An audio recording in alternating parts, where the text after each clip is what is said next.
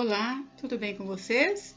Hoje, dia 171 da nossa leitura da palavra em ordem cronológica, nós vamos ler os capítulos 7 ao 12 do livro de Eclesiastes. Vamos à leitura? Capítulo 7: A sabedoria e a tolice. A boa fama é melhor do que um bom perfume, e o dia da morte é melhor do que o dia do nascimento. Melhor é ir à casa onde há luto do que ir à casa onde há banquete, pois naquela se vê o fim de todas as pessoas, e que os vivos o tomem em consideração. Melhor é a mágoa do que o riso, porque com a tristeza do rosto se melhora o coração. O coração dos sábios está na casa do luto, mas o dos insensatos na casa da alegria. Melhor é ouvir a repreensão do sábio do que ouvir a canção dos tolos. Pois como o crepitar dos espinhos debaixo de uma panela, assim é a risada dos tolos. Também isto é vaidade. Certamente a opressão faz do sábio um tolo, e o suborno corrompe o coração. Melhor é o fim das coisas do que o seu princípio. A paciência é melhor do que a arrogância. Não se apresse em ficar irado, porque a ira se abriga no íntimo dos tolos. Nunca pergunte: por que os dias passados foram melhores que os de agora? Pois não é sábio fazer esta pergunta. Boa é a sabedoria havendo herança, ela é proveitosa para os que veem o sol. A sabedoria protege do mesmo modo que o dinheiro, mas a vantagem da sabedoria é que ela dá vida a quem a possui. Observe as obras de Deus, pois quem poderá endireitar o que ele fez torto? No dia da prosperidade, seja feliz, mas no dia da adversidade, considere que Deus fez tanto este como aquele, para que o ser humano não descubra nada do que há de vir depois dele. Tudo isto vi nos dias da minha vaidade. Há justos que perecem na sua justiça, e há ímpios que prolongam os seus dias na sua maldade. Não seja demasiadamente justo, nem exageradamente sábio. Por que você destruiria a si mesmo? Não seja demasiadamente perverso, nem seja tolo. Por que você morreria antes de sua hora? Bom é que você retenha isto e também não abra mão daquilo, pois quem teme a Deus sai ileso de tudo isto. A sabedoria fortalece o sábio, mais do que 10 poderosos que se encontram numa cidade. Não há nenhum justo sobre a terra que faça o bem e que não peque.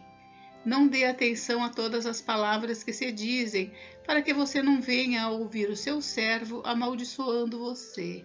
E você sabe que muitas vezes você mesmo já amaldiçoou os outros. Tudo isto examinei por meio da sabedoria. Eu disse: serei sábio, mas a sabedoria estava longe de mim. O que está longe e é muito profundo, quem o poderá encontrar?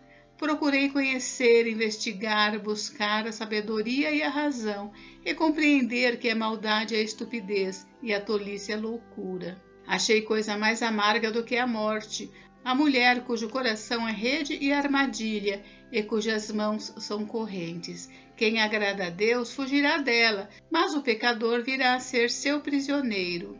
Eis o que descobri, diz o pregador, conferindo uma coisa com outra, para a respeito delas formar o meu juízo. Juízo que ainda procuro e não encontrei. Entre 1000 homens achei um como esperava, mas entre tantas mulheres não achei nem sequer uma. O que descobri é tão somente isto, que Deus fez o ser humano reto, mas ele se meteu em muitos problemas. Capítulo 8. Quem é como sábio, e quem sabe a interpretação das coisas? A sabedoria faz reluzir o rosto de uma pessoa e muda a dureza do seu semblante. A obediência ao rei. Eu digo a você, observe o mandamento do rei, e isto por causa do juramento que você fez diante de Deus. Não tenha pressa em sair da presença dele, nem insista em fazer o que é mal, porque ele faz o que bem entende. Porque a palavra do rei tem autoridade suprema. Quem pode perguntar: o que você está fazendo? Quem guarda o mandamento não experimenta nenhum mal, e o coração do sábio conhece o tempo e o modo certo de agir. Porque há um tempo e um modo para todo propósito, porque é grande o mal que pesa sobre o ser humano.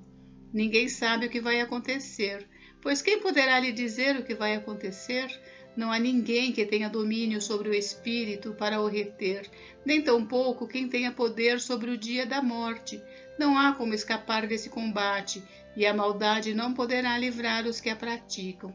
Tudo isso vi quando comecei a pensar no que se faz debaixo do sol. Há um tempo em que uma pessoa tem domínio sobre outra pessoa para seu próprio mal, as desigualdades da vida. Assim, também vi os ímpios serem sepultados com honra, ao passo que os que frequentavam o lugar santo foram esquecidos na cidade onde fizeram o bem. Também isto é vaidade. Como não se executa logo a sentença contra uma obra má, o coração humano está inteiramente disposto a praticar o mal. Ainda que o pecador faça o mal 100 vezes e a vida dele se prolongue, eu sei com certeza que tudo correrá bem para os que temem a Deus. Mas nada correrá bem para o ímpio, e ele não prolongará os seus dias. Será como a sombra, visto que não teme a Deus.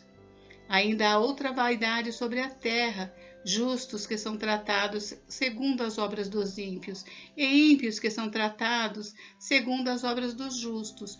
Digo que também isto é vaidade.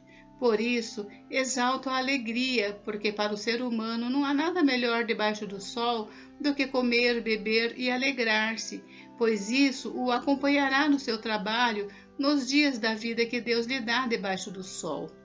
Quando me dediquei a conhecer a sabedoria e ver o trabalho que há sobre a terra, pois nem de dia nem de noite se consegue conciliar o sono, contemplei toda a obra de Deus e vi que o ser humano não pode compreender a obra que se faz debaixo do sol. Por mais que se esforce para a descobrir, não a entenderá, e ainda que o sábio diga que conseguirá conhecê-la, nem por isso a poderá achar. Capítulo 9. Tudo acontece igualmente com todos. Tenho refletido sobre todas estas coisas para chegar à seguinte conclusão: os justos e os sábios, com os seus feitos, estão nas mãos de Deus, e se é o amor ou se é ódio que está à sua espera, isso ninguém sabe. Ninguém sabe o que vai acontecer. Tudo acontece igualmente com todos. O mesmo acontece com o justo e com o ímpio, com o bom e com o mal, com o puro e com o impuro, com o que oferece sacrifícios e com o que não os oferece, com o bom e com o pecador, tanto com o que faz juramentos, como com aquele que tem medo de fazê-los. Este é o mal que há em tudo que se faz debaixo do sol. A mesma coisa acontece com todos. Também o coração das pessoas está cheio de maldade, está cheio de loucura enquanto elas vivem. Depois, rumo aos mortos. Para aquele que está entre os vivos, há esperança, porque mais vale um cão vivo do que um leão morto. Porque os vivos sabem que vão morrer, mas os mortos não sabem nada e não têm nenhuma recompensa a receber, porque a memória deles jaz no esquecimento. Amor, ódio e inveja, para eles já não existem mais. Eles estão afastados para sempre de tudo que se faz debaixo do sol. Portanto, vá e coma com alegria o seu pão e beba com prazer o seu vinho, pois Deus já se agradou do que você faz. Que as suas vestes sejam sempre brancas e que nunca falte óleo sobre a sua cabeça. Aproveite a vida com a mulher que você ama, todos os dias dessa vida fugaz que Deus lhe deu debaixo do sol, porque esta é a parte que lhe cabe nesta vida pelo trabalho com que você se afadigou debaixo do sol.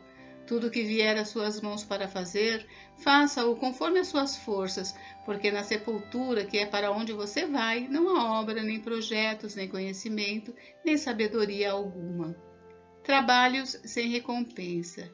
Vi ainda debaixo do sol que os mais rápidos nem sempre ganham a corrida, que os mais fortes nem sempre vencem a batalha, que os sábios nem sempre têm pão, que os prudentes nem sempre têm riqueza, que os inteligentes nem sempre são honrados, mas que tudo depende do tempo e do acaso, pois ninguém sabe a sua hora, assim como os peixes que são apanhados na rede traiçoeira e como os pássaros que são pegos na armadilha, assim também os filhos dos homens se enredam no tempo da calamidade, quando esta cai de repente sobre eles.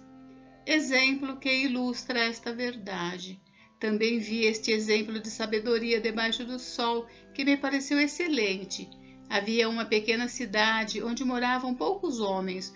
Um rei poderoso atacou a cidade, sitiou-a e levantou contra ela grandes rampas de ataque. Nessa cidade se encontrava um homem pobre e sábio, que poderia ter livrado a cidade com a sua sabedoria. No entanto, ninguém se lembrou daquele pobre. Então, eu concluí que a sabedoria é melhor do que a força, mesmo que a sabedoria do pobre seja desprezada e as suas palavras não sejam ouvidas. As palavras dos sábios, ouvidas em silêncio, valem mais do que os gritos de quem governa entre tolos. Melhor é a sabedoria do que as armas de guerra, mas um só pecador destrói muitas coisas boas. Capítulo 10. A excelência da sabedoria. Assim como a mosca morta faz o óleo do perfumador exalar mau cheiro, assim também uma pequena tolice pode ter mais peso do que a sabedoria e a honra. O coração do sábio se inclina para o bem, mas o coração do tolo se inclina para o mal. Quando o tolo vai pelo caminho, falta-lhe entendimento, e assim mostra a todos que é mesmo um tolo. Se aquele que governa ficar indignado contra você, não deixe o seu lugar, porque o ânimo sereno acalma grandes ofensas. Ainda há um sinal que vi debaixo do sol, um erro cometido pelos que governam, os tolos colocados em muitos postos elevados, enquanto os ricos ocupam os postos inferiores. Vi servos andando a cavalo e príncipes andando a pé como se fossem servos. Quem abre uma cova acaba caindo nela, e quem arromba um muro será mordido por uma cobra. Quem arranca pedras será ferido por elas, e o que racha lenha se expõe ao perigo. Se o machado está embotado e ninguém o afia, é preciso redobrar a força, mas com sabedoria se obtém êxito. Se a cobra morder antes de estar encantada, de nada adianta o trabalho do encantador. As palavras do sábio lhe trazem favor, mas o tolo é destruído pelo que diz. As primeiras palavras de sua boca são tolice, e as últimas loucura perversa. O tolo multiplica as palavras, mas o ser humano não sabe o que vai acontecer. Quem poderá lhe dizer o que será depois dele? O trabalho do tolo o fadiga, pois nem sabe ir à cidade. Ai de você, ó terra, cujo rei é criança e cujos príncipes se banqueteiam já de manhã. Feliz é você, ó terra, cujo rei é filho de nobres e cujos príncipes sentam à mesa a seu tempo para refazer as forças e não para se embriagar. Por causa da preguiça, o teto desaba, e por causa dos braços cruzados, a casa tem goteiras. As festas são feitas para rir, o vinho alegra a vida e o dinheiro dá conta de tudo. Nem em pensamento fale mal do rei, e não fale mal do rico, nem mesmo quando você estiver sozinho em seu quarto, porque as aves do céu poderiam levar a sua voz, e o que tem asas poderia contar o que você falou. Capítulo 11. A conduta prudente do sábio. Lance o seu pão sobre as águas, porque depois de muitos dias você o achará. Reparta com 7 e até mesmo com 8, porque você não sabe que mal sobrevirá à terra. Se as nuvens estão cheias, derramam chuva sobre a terra. Se uma árvore cair para o sul ou para o norte, no lugar em que cair, aí ficará. Quem somente observa o vento nunca semeará, e o que olha para as nuvens nunca fará a colheita. Assim como você não conhece o caminho do vento, nem sabe como se formam os ossos no ventre da mulher grávida, assim também não entende as obras de Deus que faz todas as coisas. Semeie a sua semente de manhã e à tarde não fique de braços cruzados, porque você não sabe qual irá prosperar. Se esta, se aquela, ou se ambas serão igualmente boas. Doce é a luz e agradável aos olhos é ver o sol. Mesmo que alguém viva muitos anos, deve alegrar-se em todos eles. Contudo, deve lembrar-se de que há dias de trevas, que serão muitos, e que tudo que virá é vaidade. A mocidade. Alegre-se, jovem, na sua mocidade, e que o seu coração lhe dê muita alegria nos dias da sua juventude. Ande nos caminhos que satisfazem o seu coração e agradam aos seus olhos. Saiba, porém, que de todas estas coisas Deus lhe pedirá contas. Afaste do seu coração a mágoa e remova de seu corpo a dor, porque a juventude e a primavera da vida são vaidade. Capítulo 12. A velhice. Lembre-se do seu Criador nos dias da sua mocidade, antes que venham os dias maus e cheguem os anos em que você dirá: não tenho neles prazer. Lembre-se do Criador antes que se escureçam o sol, a lua e as estrelas, e as nuvens voltem depois da chuva. Lembre-se dele antes do dia em que tremerem os guardas da casa, os seus braços, e se curvarem os homens que no passado eram fortes às suas pernas, e cessarem os moedores da sua boca, por já serem poucos, e se escurecerem os que olham pelas janelas os seus olhos. Faça isso antes que as portas da rua se fechem e o ruído das pedras de moinho se torne difícil de ouvir. Quando você se levantar a voz das aves e todas as harmonias, filhas da música, começarem a desaparecer. Quando você tiver medo do que é alto e se espantar no caminho. Quando florescer como a amendoeira e o gafanhoto lhe for um peso. E quando você perder o apetite, porque o ser humano vai à morada eterna e os pranteadores andarão rodeando pela praça.